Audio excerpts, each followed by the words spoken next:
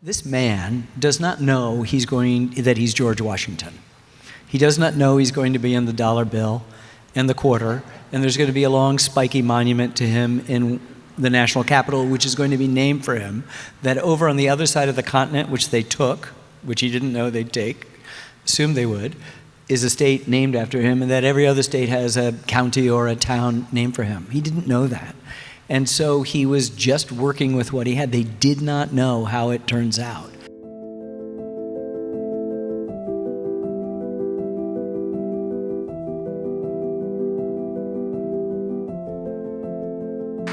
Good evening and welcome. It's a privilege to be back at the Gettysburg Film Festival, the only film festival in the world dedicated to history here at a place where so much history was made, military and presidential alike.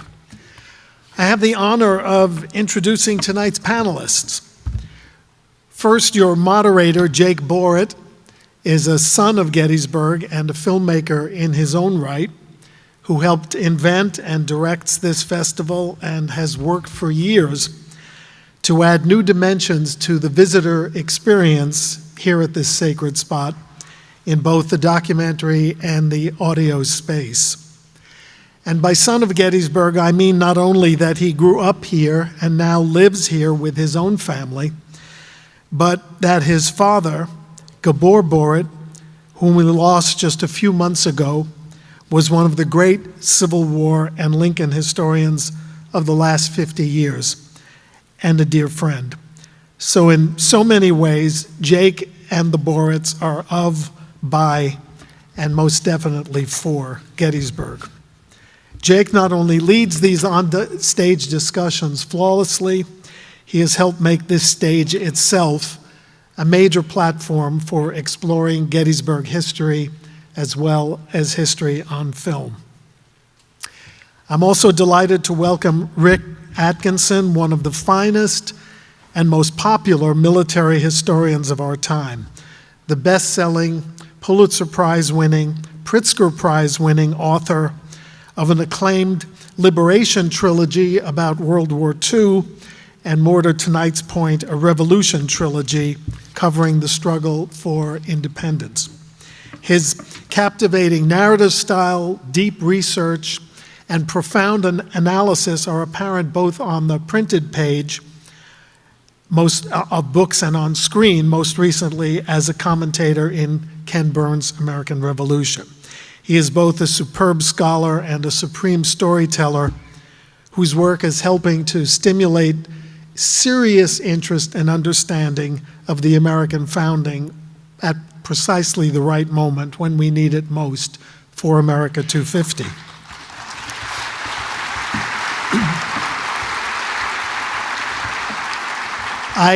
I can't say it any better than historian Joseph Ellis, who once commented, "To say Rick Atkinson can write is like saying Sinatra can sing." Speaking of great singing, as you just heard, our next panelist is the extraordinary actor, singer, and composer Christopher Jackson. I will never forget seeing him in the final preview performance of Hamilton 10 years plus ago and thinking, finally, here is the personification of George Washington, the Washington that men would follow into battle against all odds. As you heard, he earned a Tony nomination for that performance. He's also won a Grammy and an Emmy. He's been on television, on the stage, and in film. He was also in The Lion King and Lin-Manuel Miranda's In the Heights. And to paraphrase the lyric that we just heard, history once again has eyes on the father of his country, thanks in large measure to the towering authority that Christopher Jackson brought to a role that defied other actors for generations. And finally, if history does indeed have eyes, they have been refracted for the past 20 years, most accessibly and most influentially through the lens of one extraordinary creative force. Ken Burns is not only the most revered and honored name in documentary filmmaking, but one of the few filmmakers in the history of the medium whose name immediately conjures up a singular style and approach.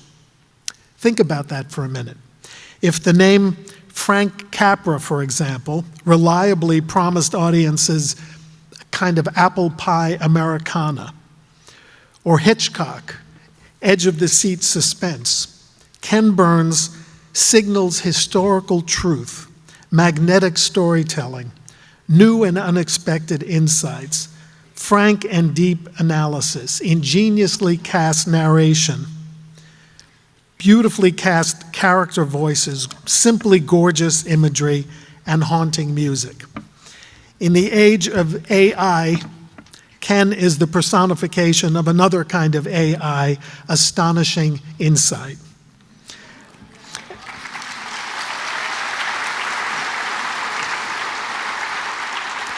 And in an age in which history is not taught as deeply or often in schools and colleges, Ken has become kind of the de facto dean of American history. And the man who once aspired to be an anthropologist has become the excavator-in-chief of the American experience. But the vision is the thing, the devotion to confronting and comprehending the full and complex story, our shared story, wherever it leads us, knowing that if we understand how we experience the past, we can get to an even better place in the future. We trust that vision because it has ranged over so many chapters of that story unforgettably. Now, another president, not George Washington, recently stilled the voice of America. But Ken Burns is not going anywhere, and he is, right now, the voice of America.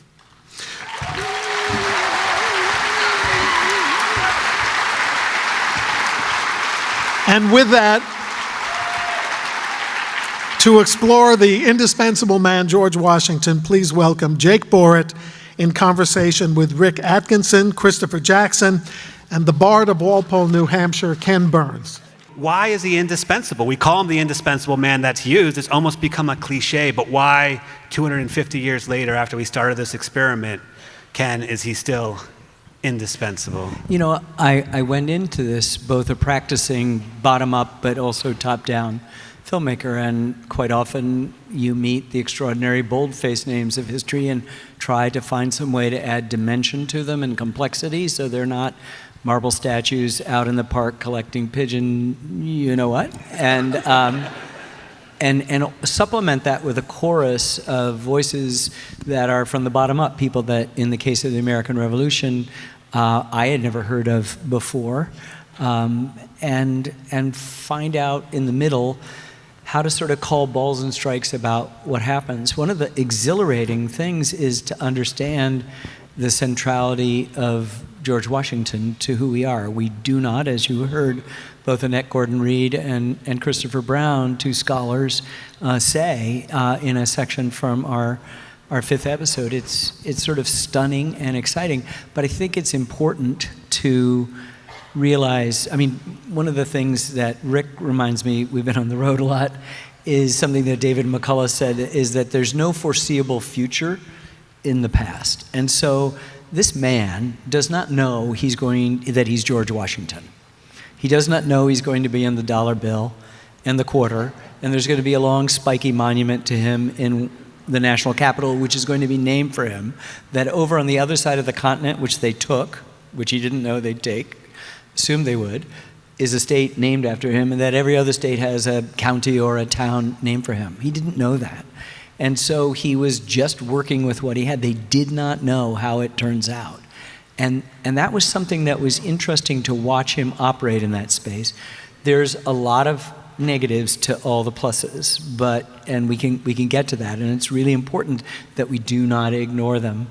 But this is a guy who had a humility, as I said, who could pick subordinate talent, who could inspire people to fight, who understood how this new thing would work, as I think in Chris's amazing, or Lynn's amazing song that Chris sang, what it would be to move from the scene, to give up power as he did twice at the height of his military and then his political power. All of that is what commends him. And that, as the leader of this insurrectionary army, despite the mistakes that he makes at Long Island and Brandywine and other places, despite the rashness that has him riding out at the battlefield, not just at Kips Bay, but at Princeton. There's an aide there, not grabbing the reins, but covering his eyes, certain he's going to be killed. Or later at Monmouth, where he stops an American retreat cold by just riding out on the battlefield. We don't have a country without him. And whether we're speaking British, English, or Spanish, or French, the reason why we're not, if there's one person responsible, it's George Washington.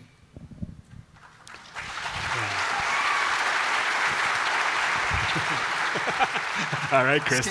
Skip me. Come on. Skip me. I'm geeking out up here. Sorry. I'm going to glitch a lot. Hi, I'm Chris, and I'm an actor.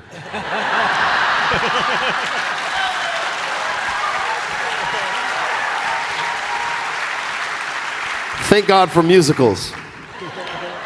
Listen, we can say with all confidence, even though the 21st century is only a quarter of the way through, that the single most powerful cultural event in the history of this republic, if not the world, in this quarter century, has been Lin-Manuel Miranda's Hamilton.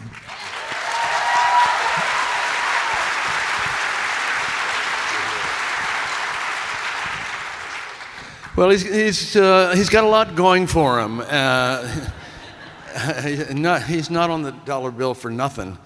He's got a big brain organized for executive action. He's willing to make decisions. He's willing to take responsibility.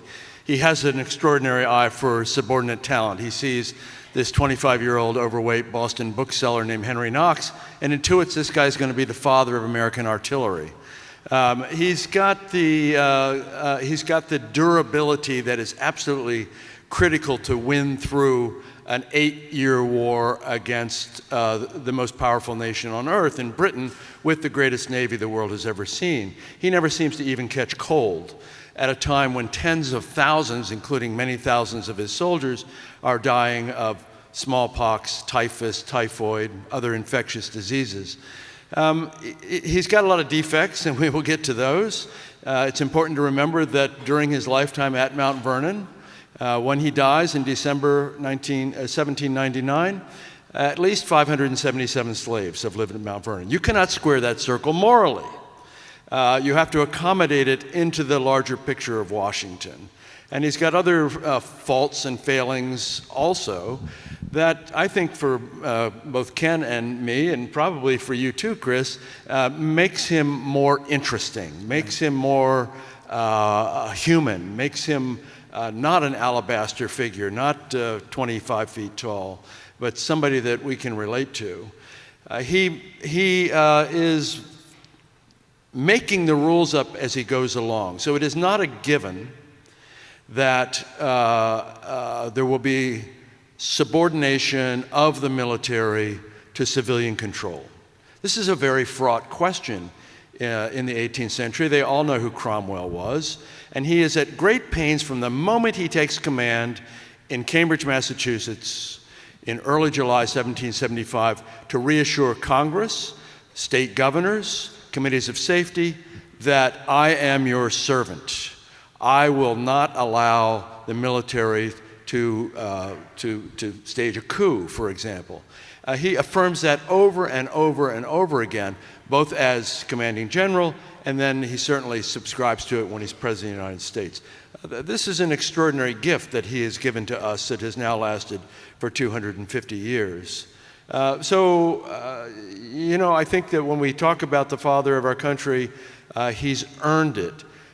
With the acknowledgement that there's an asterisk, that he's human, that there are flaws to him, and yet he has the ability to rise above those flaws, to grow into the job, whatever job he's got, and to be the absolute indispensable man when he's needed. Wow, yeah. So, Rick Atkinson.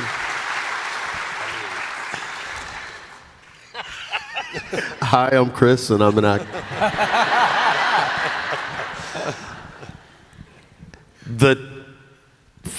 There are many fascinating parts to my experience with this man, who I got to know for the 7 years that I was involved in Hamilton. Looking now with the benefit of 10 years from that very personal experience, my job as an actor is to get to the person, get to the given circumstances and communicate what our story is meant to communicate. I love how, while being a part of this and the work that we were able to do and the story that we were able to tell, it affected the way that we choose to venerate great individuals like George Washington, like those gentlemen who sat down and wrote down some things that had never been written down before. And they definitely wrote ahead of their abilities and their own intellect. They messed up by saying that we are all created equal, endowed by our Creator with certain rights, and then had the nerve to start that list. How much have we failed by not continuing to add to that list and to change that list to meet the thing that they believed in so strongly? And it's also a guide map, a guidebook of what we need to work towards continually. Yeah, I think that's fascinating that it's very much an experiment. You mentioned he's inventing it as he goes, and that's this whole idea that they're new to this. They're taking, as you said, he's one of the wealthiest men in the country, and he's taking this huge risk. And yet they try to invent this new thing that we are, to your point, still inventing today with, variable successes at times, and sometimes huge successes. And so to that, Ken, why is Washington's sort of creativity or inventiveness or that idea of this is something new that hasn't been done before, how does he lead that? How do you lead something that's never been done before? Well, he's not at the heart of the articulation of the ideas that are brand new, but he does have this durability. We live in a moment where right now everything is so bad, the sky is falling. If you look at the series of battles that make up the American Revolution, they're losses, most of them, at least in his army. Few, small, Trenton, very small, Princeton, a little bit bigger. It's not a distinguished military record, and yet keeping it, as Rick is suggesting, afloat for so long is the thing while these things are being played out. The genius is that what happens with a set of arguments between Englishmen over Native American land and taxes and representation migrates into these universal rights that Chris is talking about.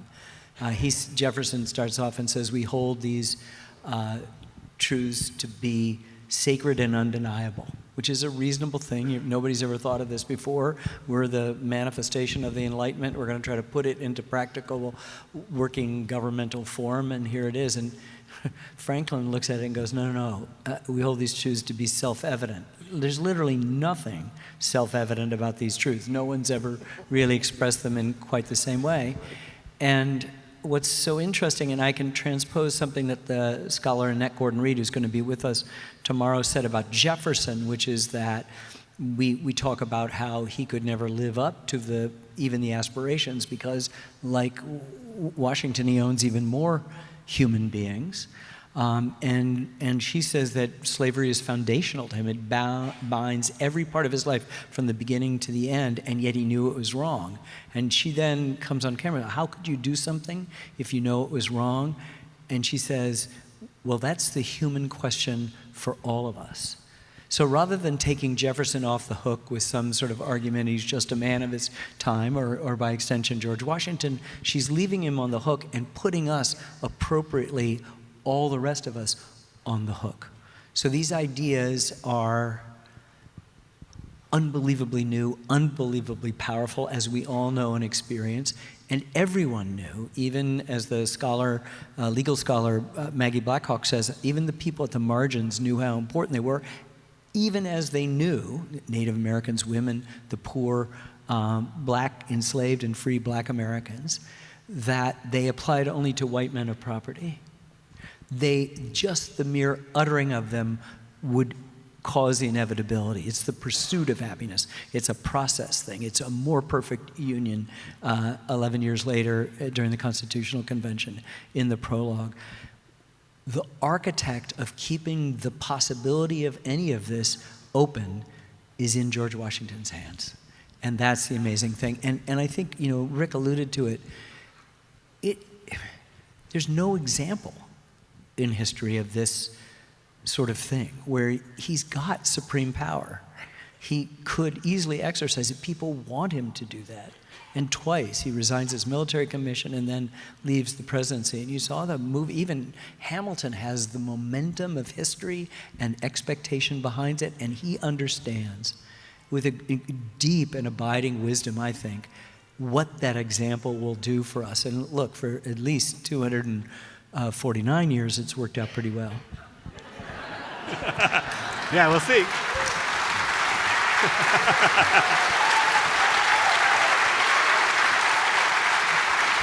I mean, Rick, you've done extensive research. I mean, his personality or his approach, I mean, he obviously has great wealth. He's speculating on land in the West. He has Mount Vernon enslaved, various enterprises. He's clearly military experience, but how does he adapt to this new, again, these ideals that he's not writing as Jefferson and Franklin and so forth? How is he, what is he doing to adapt to them to make this, what is that he has that leads this? You can see flexibility of mind Yeah. in ways that are really important. So he arrives in Cambridge in July of 1775 as a Virginian in command of what is largely a New England militia army. Congress has given him command as part of an effort to unify these 13 disparate colonies that are really like 13 disparate countries. And he has nothing good to say about New Englanders. He talks privately about dirty New Englanders. And he despises the junior officers who are presented to him. He doesn't realize initially what they are sacrificing to leave their homes, their families, their tanneries, their shops, their farms, to serve at his side while he's got all those slaves back in Mount Vernon taking care of business for him while he's away. It's going to take him the better part of the first year of the Revolution to come to recognize the need to establish the mystical bond between leader and led that is developed through shared hardship, through shared success, shared failure, and he does it. He does it quite brilliantly. He welds the army together in a way that is absolutely vital to the success of the larger cause. And then as a general, Ken's right, he's not particularly adept as a tactician. A guy who had made his living as a surveyor doesn't go out and look at the land in Long Island in late August of 1776, doesn't realize he can get outflanked on his left flank. And he does get outflanked, and basically they wake up and the enemy's behind them. That's never good. He does it again at Brandywine, where this time he gets outflanked around the right. He doesn't go out and do reconnaissance of the ground himself. And it's a near-run thing to almost losing the army. He's natively very aggressive. He wants one big brawl that decides everything, and he comes to realize fairly quickly that he can't do that against the British Army. He can't do it because he has no navy to go up against the greatest navy the world has ever seen in the Royal Navy. And so he adapts his operational scheme for the war so that he's playing what today we would call strategic defense.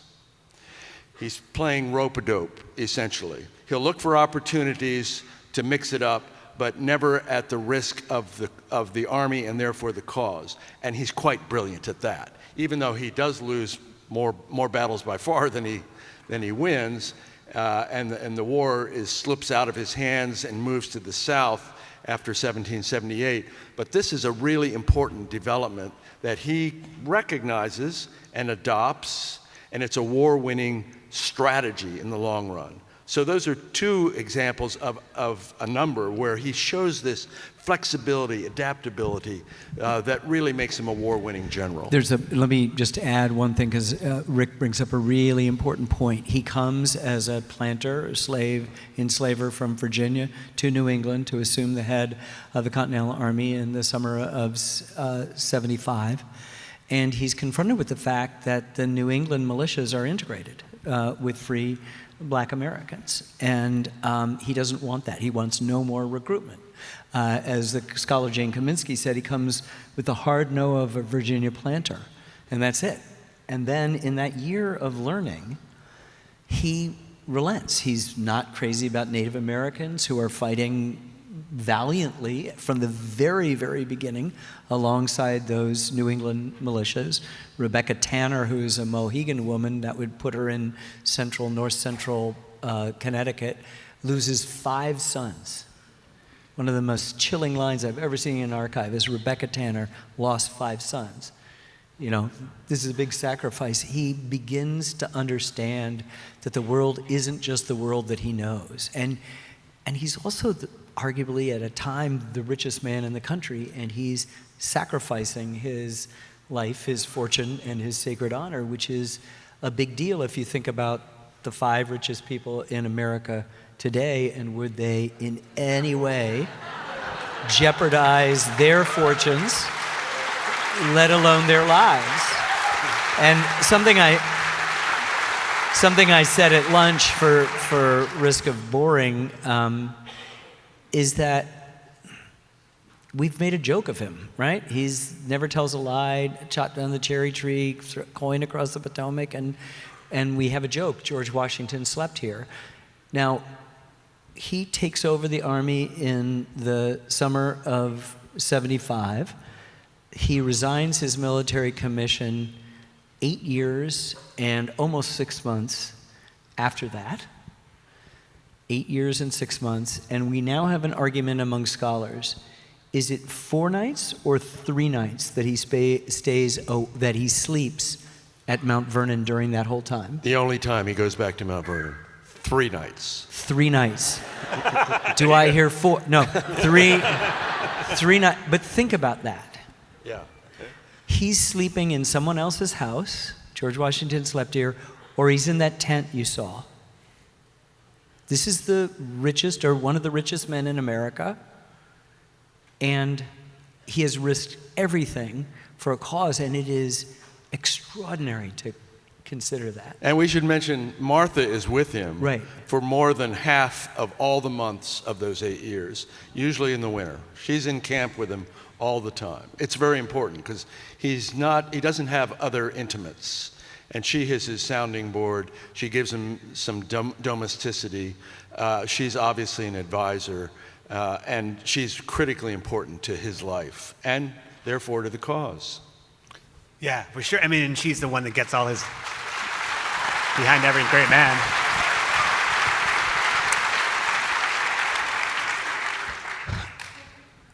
So all 3 of you have approached Washington, reached huge audiences, writing, theater, film, very different methods to do that. I mean, Chris, you spent how many years with Washington, getting to know Washington? Like, this, again, as Ken says, I say he's a joke, but he's the stone-faced. We don't really reach him. How do you reach him to do what you were doing in Hamilton? How do you find him? Where does that start? What do you do? How do you approach it? I dug into Chernov's biography, being that it was so close. The source material was, you couldn't have Washington without Hamilton or Hamilton without Washington. So that was my first sort of entree into that. That became my Bible throughout a lot of the process. Personally, it's really interesting. Off Broadway, we were still looking for a moment. We were still looking for the thread, just because I wasn't able to participate in both of the workshops prior to it going into production, because I had other jobs that had come up that I couldn't back away from. So it's one thing to read them on the page. It's another thing to get the script and stand on its feet. And it's seemingly everyone in the company already had a head start in knowing the show. So there was a moment where we were blocking right-hand man, and I felt like I was the only person in the room that didn't know what the show was doing, what it was supposed to be. I looked for all of those little moments, those little touch points, to connect with moments where there was utter confusion. The idea of Washington and Long Island, and then in Manhattan, and then the Heights and Harlem, and all of what felt like chaos for me was personally and internally terrifying, even though I was in a room full of safe people. But you want to be able to meet all of those moments and find them as quickly as you can, so that they can have time to germinate and develop in your performance and in your understanding of the things that you're being asked to say. One of the other deeply foundational parts for me was identifying the idea that Washington lost his father, his older brother who became a father figure, and his best friend all before the age of 15. There was a tremendous amount of loss. We know a little bit about psychology. In sharing those kinds of things, we understand that can create a sense of recklessness, a sense of being so dedicated to a cause that you don't really have much regard for the bullets flying around your head, especially when given a purpose. Watching that clip from the show is a very uncomfortable process for me, because my nervous system doesn't know how to shut off. I still feel all of those things, all of those emotional beats inside of that, inside of the story of that song. I could literally run through a wall in the midst of that performance. It was all there was so much rage. Much of the show for me was lived in that space, simply because I knew that was one of the things that people talked about, not in a celebratory way necessarily, but in a bit of a self-harm kind of way. And anyone who's done 8 shows a week knows you're right on the edge of sanity after week 3 or 4. But theater gives you, it allows your boots to get on the ground. It allows the sweat to happen and the blood to course through, and the adrenaline and the ideas, all of those things meet. If you're lucky enough on a stage, and if you're lucky enough to weave that story again and again and again, the complexity of it is it's aided by the more you learn. By reading these guys' books, watching their movies, and listening to conversations, though. I mean, because it was it's the first time in my career that I had an opportunity to really dig in, and felt like use so many of the brushes that I was given as I was learning how to train and be an actor. Which is all that anybody ever asks for, is to be able to take a full bite, and that's what my experience with the crazy man was. I'm glad we didn't have horses. That might have been a bridge too far. But So Rick, how do you get to him? You've researched him. You're writing trilogy. How do you get to Washington in your medium and on text? How do you get him on page? It's difficult to get inside him. He's deliberately opaque. One of the artists who painted him from life 7 times, Peele, talked about his remarkably dead eye. He could make his eyes go dead because he didn't want the artist or the viewer of the portrait to see inside him. For me, the best way is through the Washington papers. He was very assiduous in documenting everything he did. He wrote extensively. He's a very good writer. You rarely read anything that he writes without having an entirely clear idea of what it is the commanding general wants. So the University of Virginia has been curating the Washington papers since 1968. They're on the final series, which is the Revolutionary War. They're on volume 37, I think. The end is in sight. They anticipate finishing in the next 3 or 4 years. I've read volumes 1 through 27 for what I've done so far. They're big suckers. They're 600, 700 pages each. But that's the best way you understand him, to read what he's writing contemporaneously to everybody in the world, because he's writing a lot. And sometimes pleading. Sometimes you see his manipulative aspects of him. Occasionally you see he has a sense of humor. Doesn't show it often, but he has a kind of biting sense of humor on occasion.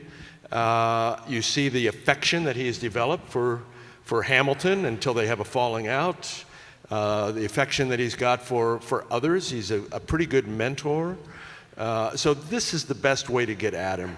And of course, those who serve with him also, leave accounts of him, Knox and Nathaniel Greene and others. So you have to kind of triangulate. Right. Yeah.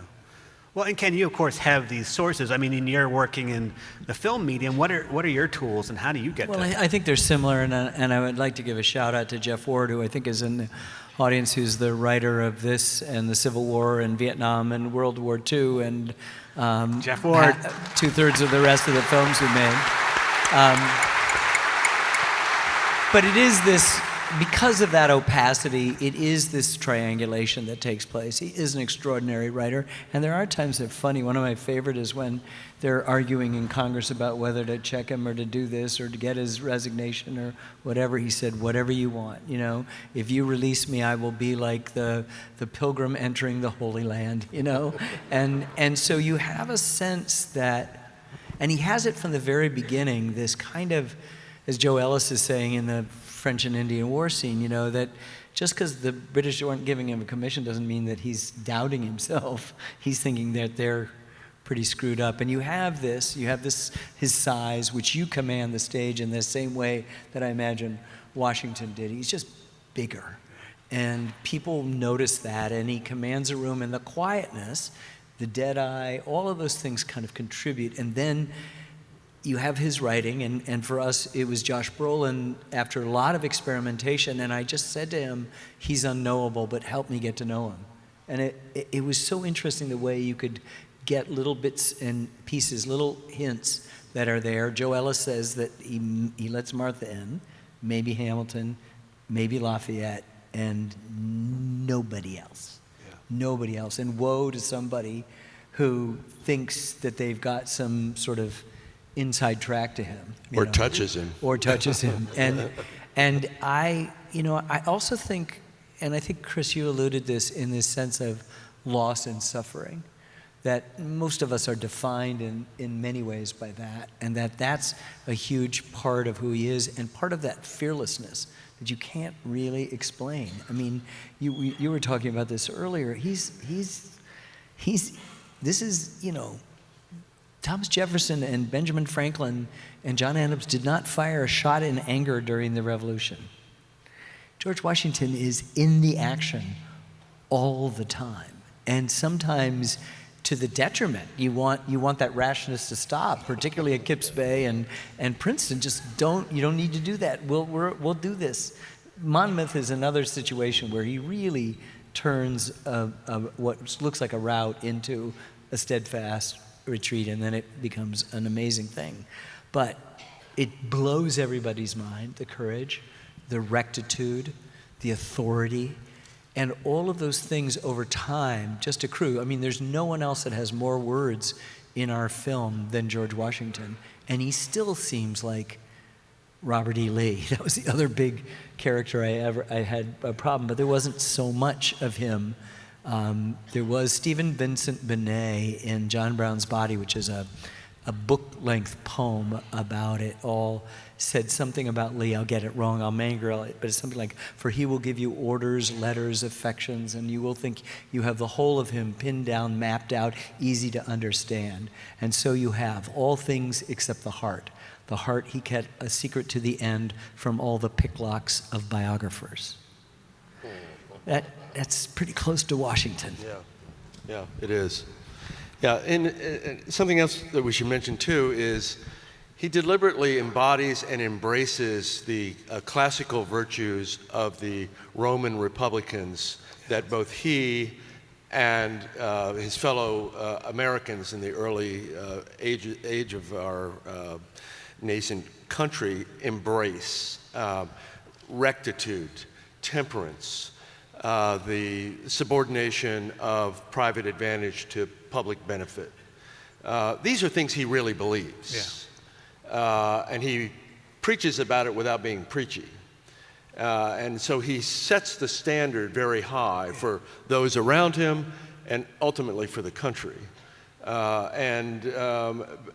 People recognize his rectitude, recognize that he is a man who has basically put aside his own personal interests for the most part in order to advance this larger cause, the greater good, he calls it. Yeah, I mean, that sort of selflessness, which of course is what he's maybe most remembered for, is that he walks away from it all twice. And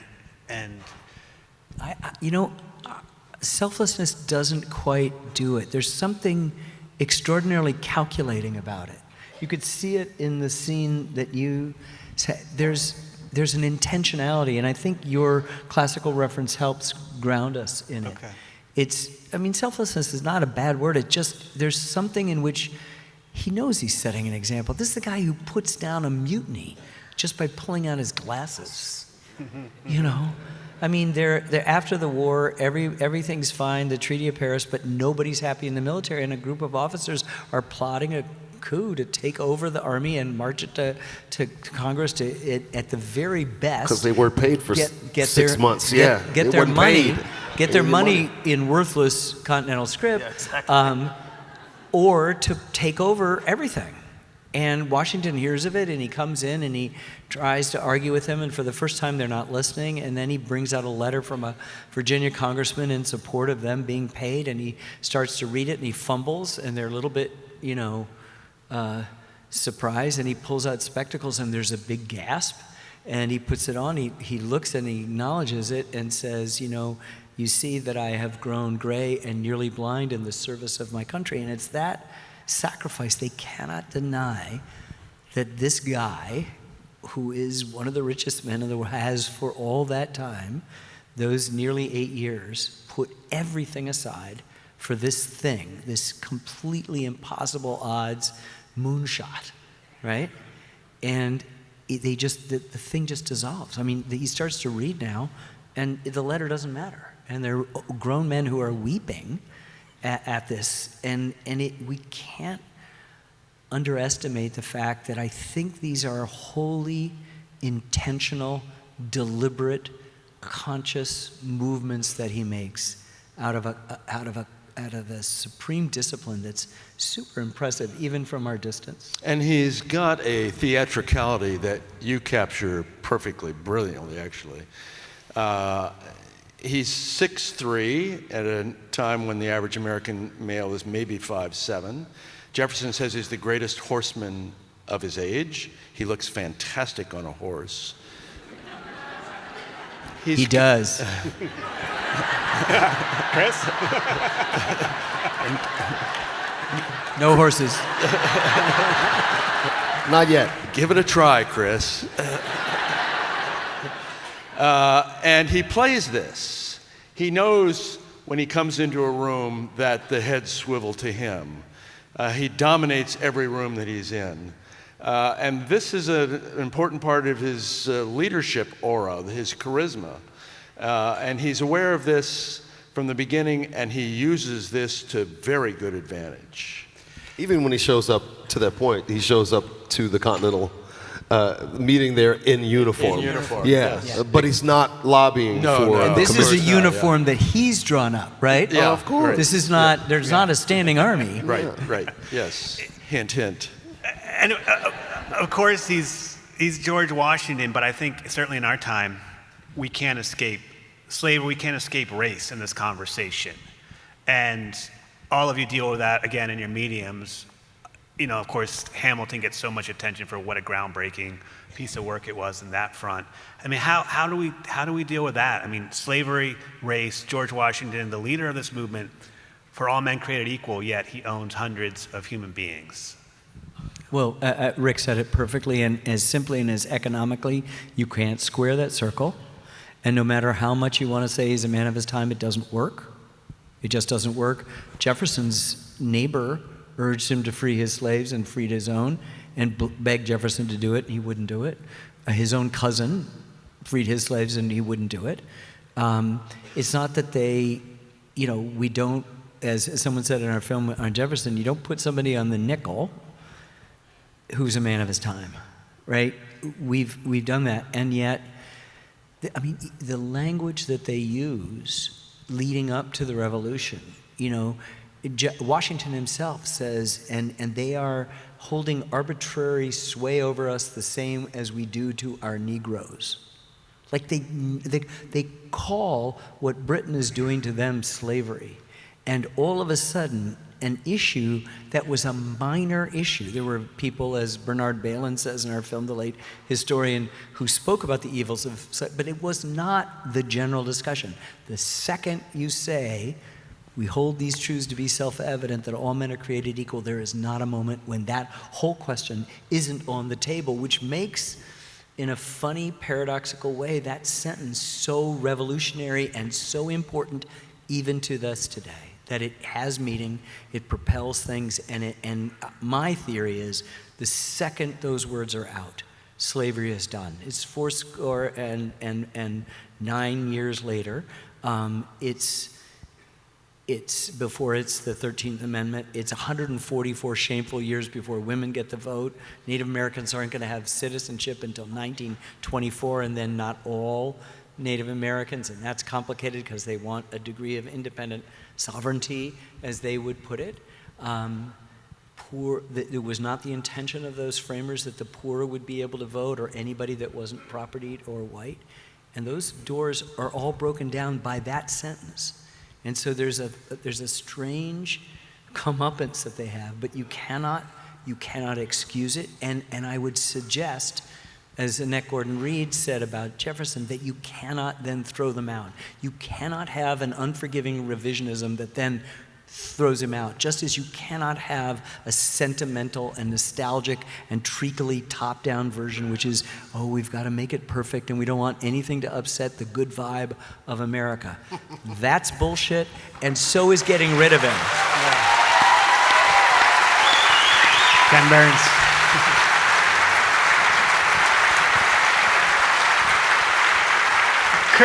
Chris, what is your experience dealing with that question in your work and your approaching? I mean, the whole cast with Lin, when he says you're going to play George Washington, and you're like, well, how do you do that?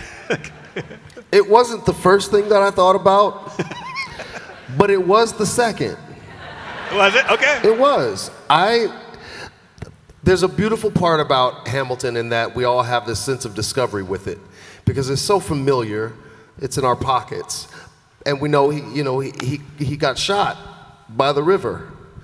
But that's all and I'm a nerd, a geek. I love history. It was the one thing throughout my entire, I didn't have acting classes, an acting program in high school. I saw the drama inherent in every historical story. That's where I saw it. That's what ignited my imagination. That's why he's George Washington. I'm an actor, mostly. No, I found so many barriers in getting next to who he was, but my job was to get next to who he was, and it's not my job to apologize for him, and I personally don't forgive that kind of thing. My first trip to Mount Vernon, we were filming for the documentary that we made in building the show. My first stop was not the house. My first stop was the slave quarters. My first stop was the ground that they manicured, the fields that they toiled in, the fences that they mended.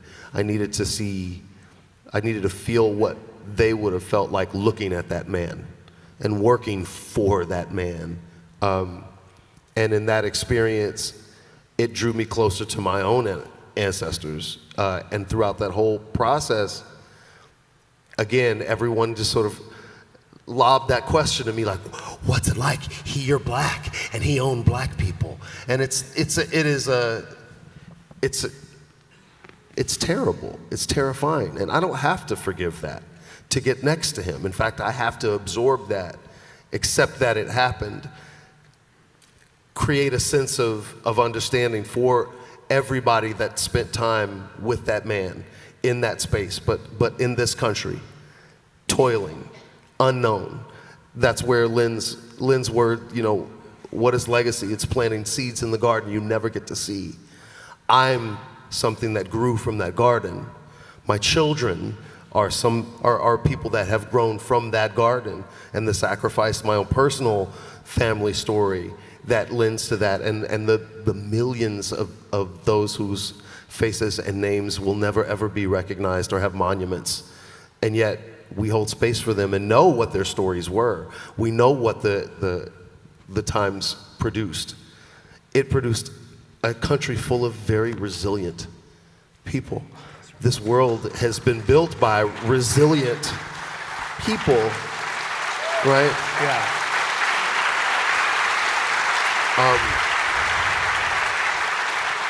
Eventually, I truly believe that eventually our country is going to get over itself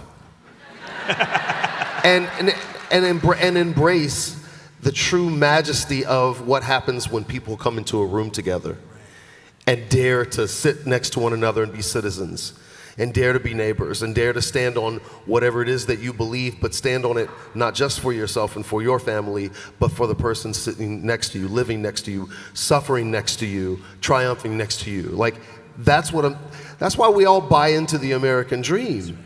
It only realizes itself when you care after your neighbor, you know? Yeah.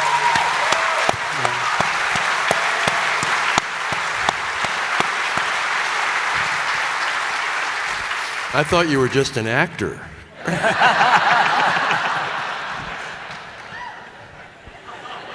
There's a moment in the film when the historian Jane Kaminsky again says, and this is early before the revolution stopped, the liberty talk is leaky.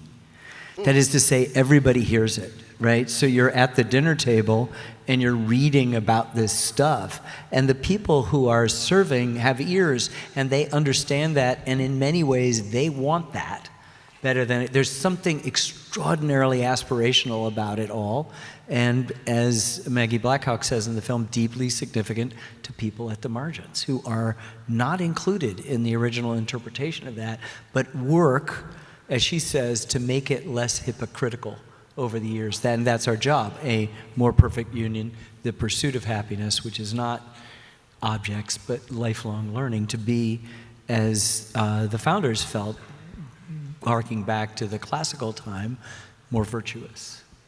Yeah, absolutely. Well, and it's evolved. It's ever evolved. It's an experiment, right? And so we're living it now. And so we have a few minutes left, but in our time, what do we take from Washington going forward, this moment and in the future? I mean, all of the ways you get to him, all the ways we've learned about him from your work, what do we walk away with on Washington that we need now, today? Avoid factionalism, do not be involved with foreign entanglements, and leave office, please.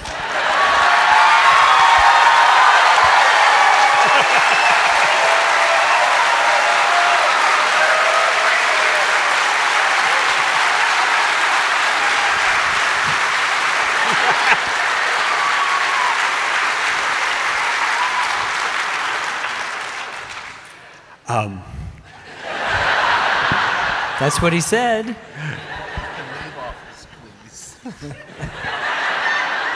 It's the please that makes it art. But again, he's inventing it.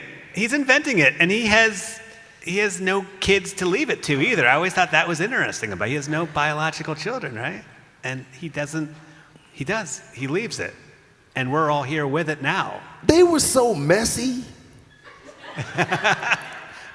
Washington was getting trolled. Was it Benjamin Franklin's son or grandson that Jefferson was paying to troll him, and had 2 copies of the paper delivered to his house every day, to his office every day?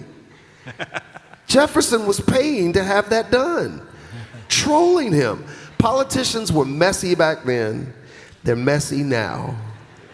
Messy. The Ecclesiastes, which is the Old Testament, says, what has been will be again, what has been done will be done again. There's nothing new under the sun. Our Mark Twain supposedly said it better in my book, which he said, history doesn't repeat itself, which of course it doesn't. No event has happened twice, but it rhymes. And if you can't take from that period, you can't take from any period. I think it's less the childlessness or not doing that.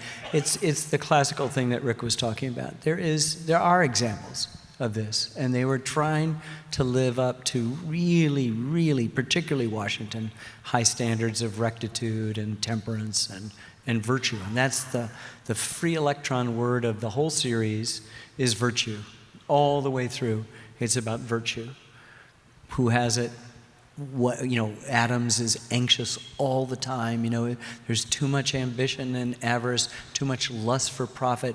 I worry, is there enough virtue to make a republic? That we're going to create new things called citizens, and they're going to have to be really well educated and be constantly looking at themselves, almost Socratically. Who am I?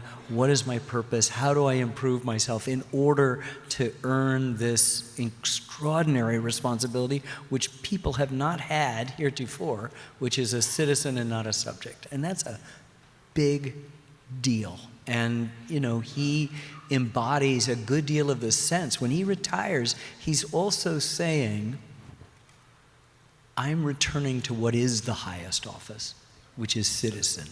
And it's what you were saying, Chris, about just the power of coming together where you're listening to somebody else, where you have this opportunity of being equal with everybody. That's, there's something extraordinarily powerful, and I think will continue to be, despite the steps backwards, the steps forwards, whatever it is.